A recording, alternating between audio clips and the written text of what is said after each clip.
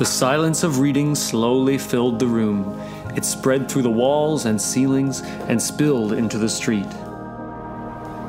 The wind whistled through a crack in the window. The clock ticked in the corner, but the boy didn't notice.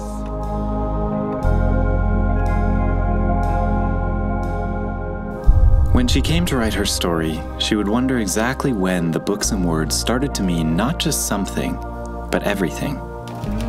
Was it when she first set eyes on the room with shelves and shelves of them? Perhaps there would never be an answer as to when and where it occurred.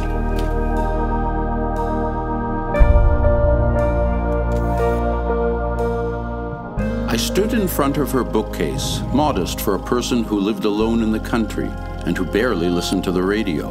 How often did she return to the shelves of these paperbacks? Whose career did she trace, scattered within those novels, until she could understand herself more clearly?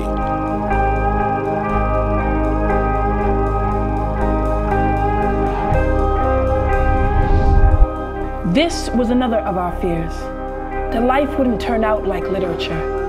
Look at our parents. At best, they can inspire to the condition of onlooker and bystander, part of a social backdrop against which real, true, important things can happen.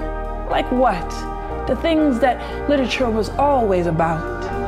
Love, sex, morality, friendship, happiness, suffering, betrayal, heroes and villains, guilt and innocence, power, revolution, the individual against society, death, God, and Barna.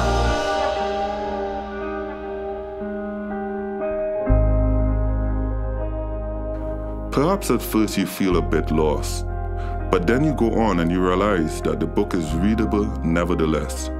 Independently of what you have expected of the author, it's the book itself that arouses your curiosity.